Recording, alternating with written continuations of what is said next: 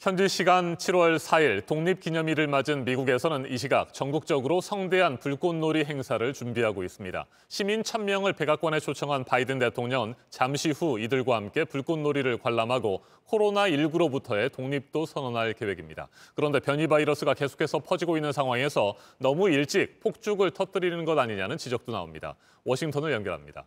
김필규 특파원, 예정대로 독립기념일에 바이든 대통령이 코로나19 독립을 선언하게 되는 겁니까?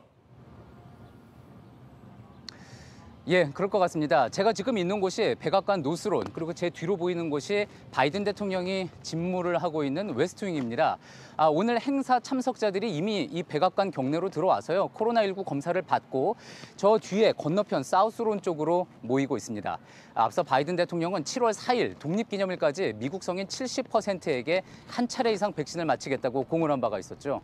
오늘 의료진 등 필수 노동자 및 군인 가족 1,000명을 초청해서 바비큐 파티를 하고 불꽃놀이도 잠시 후에 함께 보면서 코로나 바이러스로부터의 독립도 함께 선언을 한다는 계획입니다. 자, 그런데 70% 접종률 목표를 달성하지 못할 것이다. 이 같은 예상이 그동안 많았죠. 실제 결과는 어땠습니까?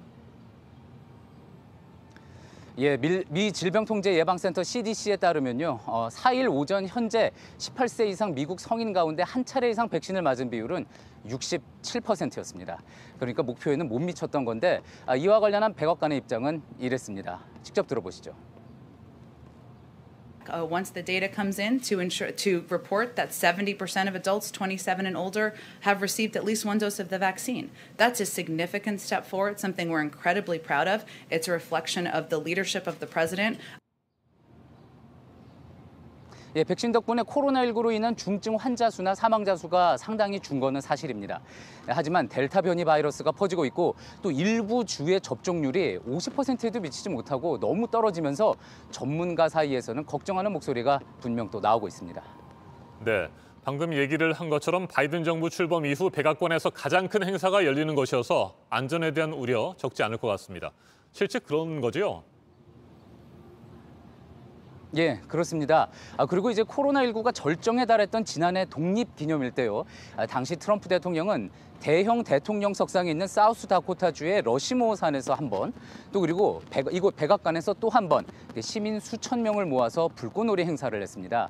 당시 바이든 선거 캠프에서는 무책임한 일이라고 비난을 했는데요. 지금 백악관은 그때와는 상황이 다르다. 이번 행사는 백신으로 정상화된 모습을 보여주며 접종을 더 장려하기 위한 거다. 이렇게 설명을 하고 있습니다. 이번 사흘 연휴 동안 전국에서 봇물 터지듯이 축제가 열리고 있고요. 또 역대 가장 많은 수가 여행에 나설 것으로 예상이 됩니다. 백악관의 바람대로 더 많이 접종에 나서게 될지 아니면 일부 전문가의 경고대로 변이가 오히려 퍼지는 계기가 될 것인지 독립기념일이 바이든 정부에는 또 중요한 분수령이 될 걸로 보입니다. 지금까지 워싱턴에서 JTBC 김필규입니다.